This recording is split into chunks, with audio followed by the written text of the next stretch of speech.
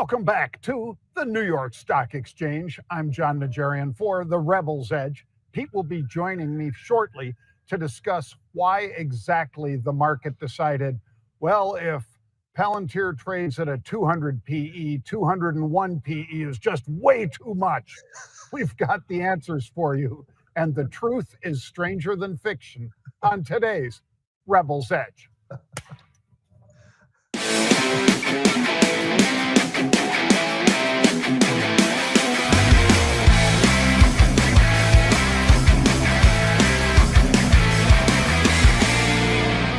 All right.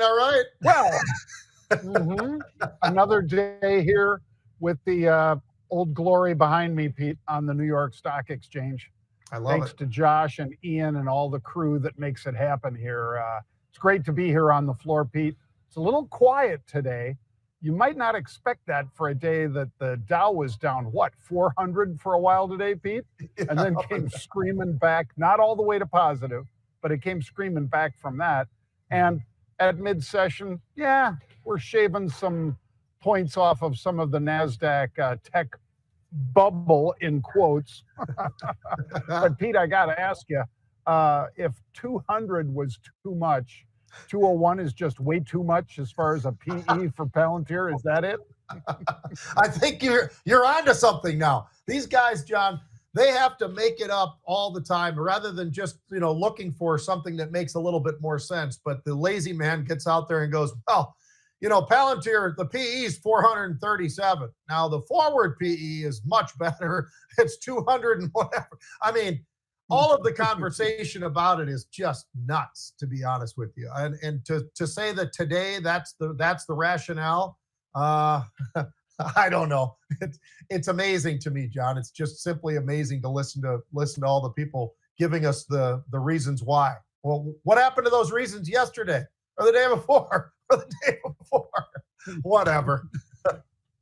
Well, and keep in mind, folks, that during the shutdown, which has been the month of October and now into November, the Dow rallied 2.8% and the NASDAQ almost 5%.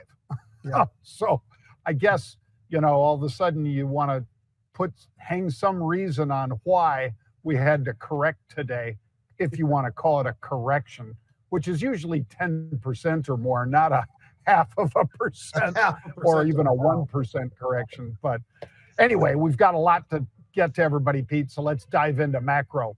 Yeah. And I'm going to say, Michael Burry, the guy from The Big Short, who is played by Christian Bale, who did a great job as Michael Burry. If you've ever seen Michael Burry, he kind of looks like that, Pete, kind of like. He does. You're right.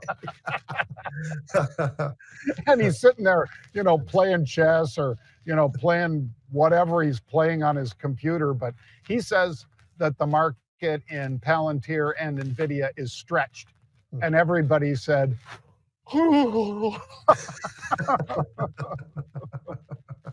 and I love you, Michael Burry. I do love you. But what do you got for unusual macro today, Pete? John, I just wanted to go on the opposite side. I know that the market's getting hit today for this incredible reason that could have been used for the last 15, 16, 17, 20 trading days, I suppose. But nonetheless, 85% of the Q3 earnings, John, were beats already, despite all of the tariff horrors and all the rest of it. And that's 65% of the total. So I'd say that earnings season continues to be strong. They're making up a lot of things. How about Berkshire Hathaway, by the way? I mean, the cash pile that they're sitting on, John, is extraordinary. Now, that's one guy that I would listen to, right? I mean, I know Buffett has been somewhat replaced, but he's still there, let's be honest. So $381 billion in Q3 is what they've got. Their operating earnings were up 34%, but they're a little bit cautious, and that's who they are. That's what Berkshire is about. So at least those guys are doing what they do, as opposed to suddenly today being the day that, oh, geez, we just decided today Palantir is way too high. Really? That's just fascinating. You got a lot of stuff behind that. All they did was crush their earnings, but I know we'll get to that in a second. Well, let's get to your VIX call from last week, Pete. As we wound up on Thursday, our weekly 4-day-a-week Rebels Edge. You highlighted for us the 129,000 December 33 calls that some trader known as 50 Cent apparently accumulated very quickly for 87 cents.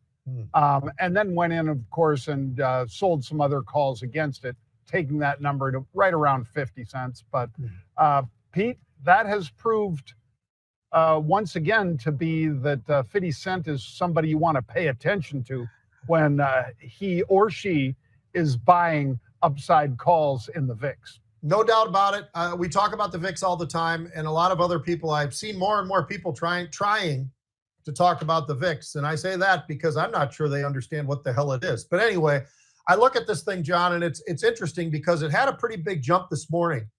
Right out of the gates, everybody was, the market's getting sold off because suddenly we acknowledged the idea that maybe things are inflated a little bit.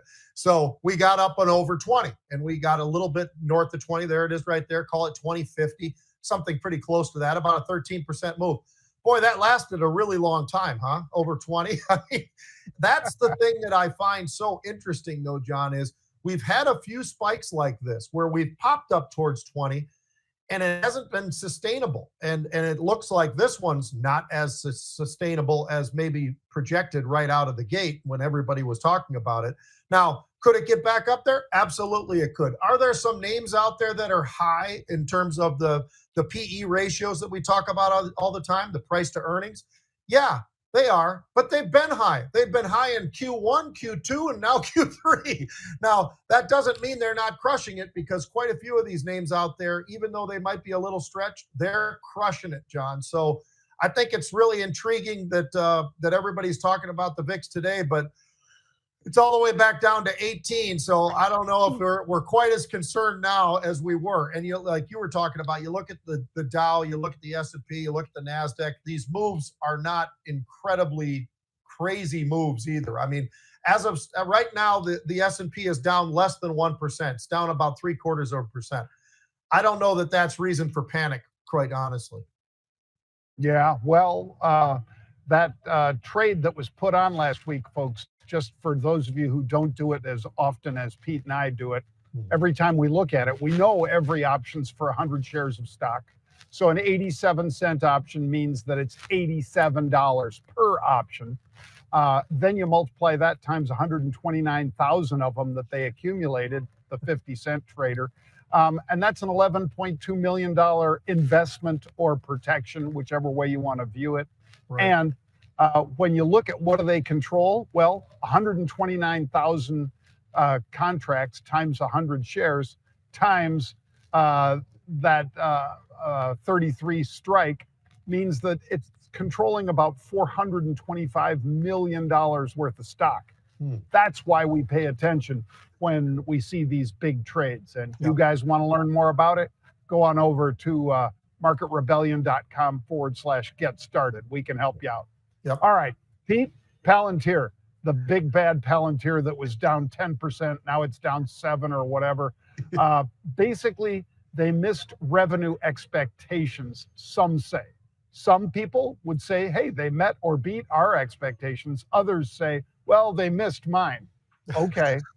Anyway, Pete, revenue was astonishingly good. Their margins are 51%. Their margin is 51% versus 39% last year. Seems like they're going in the right direction. And yes, I know the stock's up 150% this year, but commercial revenue up 121%. And most of us individually aren't buying Palantir for our own AI projects, Pete. So it's almost all commercial. Let's just put it that way.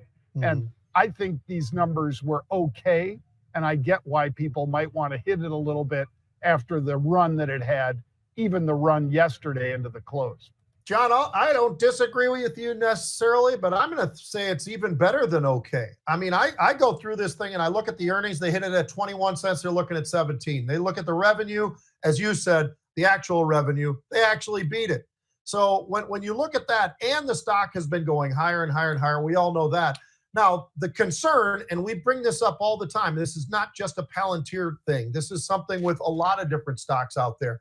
We say, hey, let's take a look at what that PE, price to earnings, looks like. And presently it's 400 plus. But as far as the forward, yeah, it's about 200, maybe call it 230, whatever. You can go a wide range on that because it's huge no matter what. But that has been what it has been as a stock for quite some time. So is it something that should scare you? It probably should scare you a little bit. I think if I was somebody who was long Palantir, the stock, I probably would just have some puts on and maybe sell calls up above every once in a while and try to turn this thing into something where I can have some control over what I've got and what sort of risks I've got to the downside. I think for a brief moment, John, I think we hit 220 on the positive side for this stock. I thought I saw that hit 220, but it immediately reversed and all of a sudden started going down. And I think a lot of that has to do with what you were talking about, how stretched they are. But one of the things that you pointed out, I got to point it out again. Commercial revenue up 121% year over year. Up 121% year over year. I would say that, yes, this thing has got a high PE, but I'd also say, hey, you know what? Maybe for the right reasons. And we talk about that a lot, John, in the market that we're in right now. There is so much growth going on, and it's just incredible. And with that, a little bit speedy, yeah. And I would say that it's a little bit speedy with Palantir. But you know what? This has been what they've been since day one. And it's a little bit of a stretch. It's been a stretch. And I look at this thing and I'm thinking, you know what? This might be an opportunity. With options, at least, this is an opportunity, in my opinion. Well, speaking of options, Pete, AMD, earnings after the bell. Now, we do have unusual option activity in this one. We had it yesterday. And what were they doing? Well, the stock was 256, as you can see there, and not too far apart at 10:16 in the morning and then at 11:30 in the morning yesterday. They were in buying puts, 10,000, which is a million share equivalent. Remember, every option's 100 share, folks. So the stock trades down today, and the opportunity here is somebody is betting that despite the great numbers that they might put up, maybe they break that line right there, Pete, that you see, like, a triple or quadruple bottom right around there. Maybe it breaks a little bit. And are they dumb to want to take some profits off the table and or lock in some of it with a put option? Probably not too dumb. So I'd say Pete and I will be talking about this one tomorrow on the show, I'm pretty sure. Yeah, I think so too, John. Morgan Stanley, by the way, that covers this, they've got their guy out there, Joseph Moore, and he talked about, hey, price target 264. So is he afraid right now? It doesn't sure sound like it, John. He talks about the strong data center quarter that they've had and the high level of server demand that they've got. Intel talks about the demand and for servers and so forth. So this isn't just one company talking about it. Everybody seems to be talking about it that's in that world. By the way, the one reason why I think if I were a part of this trade with AMD, and I'd be a little bit nervous and probably buy puts like we're seeing happening there with the UOA that John put up there. How about this? The stock in October was up 55%. I mean, that's quite a jump, right? So if that's the case, I would say it's understandable why somebody would say they have to have a pretty damn perfect quarter or they could get hit. And that's why they're buying puts, in my opinion. So interesting to see how that is. I think that AI demand for chips is still incredibly high. I don't think just overnight they suddenly said, you know what, we're done buying. I don't think that's the case. So given all of that, John, I think that AMD, could they be down 5, 6, 8%? Sure. They were just up 55% in the month of October. So yeah, that could happen. So I understand why they're wanting to protect themselves. I would be shocked if they weren't able to put up a pretty magnificent quarter, but you never know until we hear the numbers. So we'll find out this evening. That's right. And keep in mind what they did to Palantir for what, as Pete described, was a pretty damn good quarter as well. Yeah. All right. Uber. It trades to the downside by roughly 8%, Pete.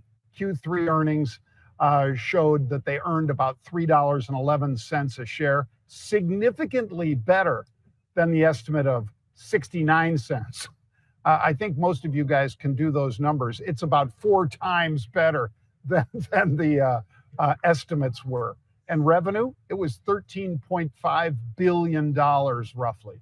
I'd say it's a pretty good looking quarter, Pete, but nonetheless, one of the top performing stocks this year, Uber, takes an 8% hit because maybe it just wasn't good enough. Well, the guide was maybe something that people were a little bit concerned about, John, the guidance that they'd given. But this is a name, by the way, we just talked about names that have higher PEs, specifically talking about Palantir. But I'm looking at this one with Uber, John, and I looked it up. 15 or 16 is what their PE level is. That seems pretty low to me. Now, the stock getting hit by 8% makes some sense, I guess, just because of the fact that this has had a incredible run to the upside with a little bit of weaker guidance than maybe expected. But you talked about some of the quarter and what they did. They absolutely crushed it on the earnings, 311 versus 69 cents. I'd say that's a pretty good beat. They also talked about their trips increasing by 22% for over 3.5 billion trips. I would say that I think Uber is doing things really the right way. They're doing a really incredible job. The guidance, maybe it is a little bit low, and maybe that's pulling it down. I actually don't mind the idea of thinking about looking at this stock down 8%, looking at what the PE level is. It becomes pretty attractive in my eyes, John. So this might be an opportunity. Now, unless the rest of the market starts to cascade, and then all of a sudden, all bets are off for a little while. But I actually like the idea of what we're seeing here in Uber. And you know what? After the run that it's had over the last month, it's given back a chunk of it for sure. But I like what we see going on in terms of the earnings itself. Well, what about the last stock on our list today, Pete? Upwork, because Upwork shares surged after their Q3 earnings. They were up as much as 20%. And this one, Pete, also had, of course, unusual option activity. It traded to almost $19 today, which is certainly a very nice jump. It was 17.17, as you see there on your screens, folks, the first week in October. And as we get into the first week of November, it appears that this was what people were buying it for. And as it trades up roughly $1.80 from where it was, people are going to be rewarded if they bought those at the money calls, Pete. It's just one of those things where UOA, or unusual option activity, paid off yet again. Yeah, the guidance for this one was good, John. That probably helped lift this thing up a little bit. It's up 8%, like you were talking about. By the way, it's got a PE of 13. This is a company that, a lot of people probably look past it. Is it very sexy? Not really, but all it does is go a little bit higher and a little bit higher. I'd say pretty impressive. Their earnings, they beat it up pretty good. They beat by about 7 cents. They were looking for 29. They got 36 cents. The revenue was up, not huge, but year over year, up over 4%. So there's a lot of positives that you can take away from this one. And certainly looking at this company after looking at those others, this is far more of a just kind of grinder out there. But you know what? A grinder can look pretty good when you got the UOA, the unusual option activity like that John just pointed out, and a nice move of 8% to the upside. I would say that those options are probably performing pretty good that expire in the next couple of weeks here in November. That's not so bad. Yeah, I agree. And once again, folks, that backdrop behind me is the New York Stock Exchange trading floor. And we appreciate all the great folks who work with us here to make this happen. When we announce the TV version of the Rebel's Edge, we will be sure to thank all of these great folks at the NYSE for all their help with making that happen. Yeah. All right, Pete, let's switch gears into sports. Yeah. And I think we've got a young kid who looks pretty damn exciting for a school that I think Mean Joe Green was the most famous guy to play football here, Pete. That's a great pull by you. Great pull by you, Mean Joe Green. That's going back a ways, man. That's the steel curtain. Yep, steel curtain. Well, Mean Joe played here. This is North Texas State. Let's take a look at the next Tom Brady, folks. This is the next Tom Brady. He didn't start a single game in high school, and now Didn't SEC start in schools high- are offering him millions to play for them next season. Technique's perfect. Tom Brady. This is Drew Mestamaker. He walked on at North Texas. These guys he are- was the sixth-string quarterback. these guys He are trained part of the 7 days a Pac-12. week and worked his way all the North way up Texas to State first is string. part of that whole thing with 7 days in a Oregon row in State, December, ball Washington over test State, He's and the rest of breaking those records. He state passed for schools or whatever. 608 yards They last play year. some good And football. scouts Look are at calling him that, a first-round 608 draft yards in a He's a single first-round game. draft pick. He's doing the impossible. He's got a chance to lead North Texas to the college Yep. football And Pete, playoff. guess who? So this coach that's coaching him that Yep. says he's a generational talent, Patrick Mahomes' private coach. Oh, there you go. He probably knows a There it little is, something working about. with Patrick Mahomes' coach. Yeah. Wow, that's interceptions, awesome. no That defensive really Yep. is. touches the ball. No, it's first down, and that's why God gave you second Look at and he's third down. he's Coach giving them all the Christensen right is a advice about hey legendary interceptions and all the quarterback rest of it, guru. man. Many This consider him this to be kid the is best quarterback pretty coach in the special. What a game. pretty He nice can throw facility for high North school. Texas State down there, His man. That technique thing is looks so great. perfect, his arm never gets sore. Does your arm ever get You got to wonder. I mean, why does a guy like this, Get or looked over. you know, guy like Josh Allen, because as Yeah. you pointed out, Pete, he had to go to JUCO. He had to go to junior college because nobody would even let him walk on. Unreal. And these are the judges of talent, apparently. Well, And it's I'd why say- so many. It's why so many general managers. This fits right into what we were. You were just talking about, John. How about this? Speaking of general managers, we'll jump to that in 1 second. How about Sam Darnold for MVP? How about I throw that one out to you, John? And here's why. So we're in the middle of the season, still got a lot of season left. Let's be honest, but this kid has gone from the outhouse to the penthouse. And what do I mean by that? Well, he got drafted by the New York Jets. Didn't work out so good. He was an extremely high pick for the Jets. He was the third pick in the entire draft. What does that mean? He went to a team that absolutely stinks, right? So you're a quarterback that goes to a team that should have probably gone for a few linemen to protect a quarterback. They didn't do that. They decided, let's get the quarterback first, and then we'll figure stuff out around him. Well, that's never worked. It still doesn't work. It's an idiotic way for a general manager to handle things, but, that's what these guys do. And, oh, by the way, once in a while, they look past somebody who's right in their own backyard.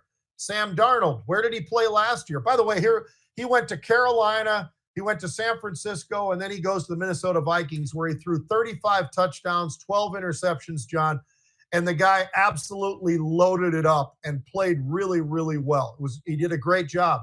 The quarterback whisperer, and I'm not kidding to say this, if he's such a great whisperer, why would he let that guy leave the Minnesota Vikings? I know you drafted J.J. McCarthy, but why would you let him leave? If you're the whisperer, why do you let him leave? I don't know. He went there, and the other quarterback, Daniel, went down to Indianapolis. So the whisperer missed out on two guys who are having MVP-type years. So it tells me that the general manager and the whisperer aren't quite what everybody's thought about right now. So they got to start rethinking that a little bit, John. But how about this? In the game just the other night, Sam Darnold was 4 touchdowns, 0 interceptions, and 0 incompletions in his first 16 passes. How about that on a Sunday night? That was his first half numbers. He finished 21 of 24 for 330 yards, John, with 1 interception. So this guy is the one guy this year, 3 out of the 4 times a QBR has gone north of 97. He's got 3 of the 4 times that it's done that. This is a guy playing for Seattle and doing unbelievable work so far. And it's not just one game. We're talking about these the first half of the season. This kid is my MVP pick. What do you think? Am I jumping too much on the bandwagon of this guy, or what do you think about this, John? Well, I know you gave the GM of the Vikings and the quarterback whisperer for the Vikings a lot of crap right there, but it's deserved because Daniel Jones, Indiana Jones, down with the Indianapolis Colts, pretty damn good. And Sam Darnold, let me give you this, Pete. So through this season, his completions versus attempts and so forth, let's just look again. This is just this season. He's thrown for 2,000 yards. Josh Allen, 2,500. Mahomes, 2,200. Yards per attempt, 9.7. That's a full yard more than each of the other two quarterbacks. Passing touchdowns, 16. And then Mahomes, 15. Josh Allen, 18. So he's in pretty damn good company, right? Yep. Passer rating, 106.5. Not the same as QBR, but the passer rating, 106.5. Josh Allen, 98.2. Patrick Mahomes, 102.1. So he's beating some of the best in the game. Yeah. And this is a guy the Vikings just basically said, We don't need you. let him go. Let him go. I don't understand. I don't know who that GM thinks he is, Pete, making those kinds of decisions. And again, he did it with two of these guys. Two of He them. did it with Darnold, and he did it with Indiana Jones. So something's wrong with the water up there in Minnesota. Well, they come from a baseball background. Enough said. I mean, I for the life of me, I don't know how you do that. All right, John. Next sport that we want to talk. How about college football? And we're getting a little bit closer towards the time to start thinking about the football playoff, right? I mean, I think we're getting enough deep into the season. I mean, as of right now, John, Utah is probably a little bit too low to get in there, but I'm gonna pitch to you why I think that they should be in the playoff. And if they win out, which I think they have a very good opportunity in front of them to do that. They're a 7-2 football team playing the Big 12. There are two losses. Texas Tech, who's number 9 in the country, and 8-1 is what they've got. Utah had too many. They had 4 turnovers in that game. They lost to Texas Tech. BYU, who's still, by the way, undefeated, they're 8-0 and number 8 in the country. That's the two losses they had. BYU and Texas Tech, 2 top 10 teams that are playing really well. By the way, in the BYU game, Utah put up 470 yards, 240 passing, 226 rushing, and a couple of touchdowns. So Utah was right there with them in that game. And now they took on Cincinnati, who's everybody's sort of semi-favorite, right? They looked really good. They only had 1 loss. They went out to Utah. You know what happened? They got the crap kicked out of them. Utah beat them 45-14, John. And Cincinnati was ranked, I think, like number 17. Now they've dropped down, I think, to like 25. So that season's over for them. But Utah is sitting there, and if you watch them, they're fun to watch, John, because they've got a really interesting dual threat quarterback. They've got a pretty damn good defense. They've got a lot of guys on the offensive line that are as big as anybody in the country. I mean, some monsters out there, some monsters that play different positions where they'll play 3 tight ends, which are really 3 offensive tackles. And they'll do the same thing. They'll slide guys back into the running back field where there are 300-plus pounders back there. I love what Whittingham has done out there at Utah. I think he's one of the better coaches. And I think these guys deserve to be in the playoff if they can win out the rest of their games, which I think they'll probably be favored in all those games coming. So what do you think about that? I got rose-colored glasses on right now for Utah, or do they deserve to be in there? No, they have a top 15 defense, Pete. And as we both know, when you get into the playoffs, defense, it's not offense usually that wins those. It's defense. Mm-hmm. If you've got a staunch defense like Ohio State has, for instance, and these guys are top 15. They're top 30 offense. The quarterback, I think something like 18 touchdowns and 6 interceptions. So a 3-to-1 touchdown to interception ratio, pretty damn good. Yeah. I think that you're right. Could they be a 10-3 team and still get in? Maybe. But if they can win out, Pete, they're in for sure. And right now, I looked at the odds, and I think they're a 25% chance to make it into the playoffs. But that's figuring that they go 10-3. If instead they go, they have 11 wins, you got to put them in. Yep. And that's a team nobody wants to play. Now, granted, Ohio State, they would say, we'll play anybody. Because they will. The way they're playing, number 1 defense, probably the best quarterback in the country right now, even though we showed you guys the film of that kid playing from Texas State, North Texas State. The quarterback for the Buckeyes is really operating at a very high level, and he probably has the 2 best receivers, Pete, in all of college football. And both of them I know you said about those kids from USC that they're going to be first-round picks. Both of the kids from Ohio State are going to be first-round picks, and a lot of players on that O-line too. So Oh, yeah. Ohio State is probably the only team, Pete, that would say, yeah, bring them. Just bring them. Other than that, I think most of the other teams would say, Utah, I don't want to play those guys. They're big, they're fast, they're strong. They got a quarterback who's gutsy kind of a player. They got a coach who's, kind of a Mad Hatter back there, man. He's a tough egg himself. So yeah, they're a fun team, but yeah, they're not somebody other than Ohio State. Nobody wants to play them because they got these big islanders out there that are knocking people around, and they play an aggressive style of football. They do not. They're not somebody out there who's trying to be pretty boys. They're out there trying to smack you in the face, and that's what Utah has been for years, and they still are. Well, Pete, they beat my Colorado Buffaloes by like 53-7.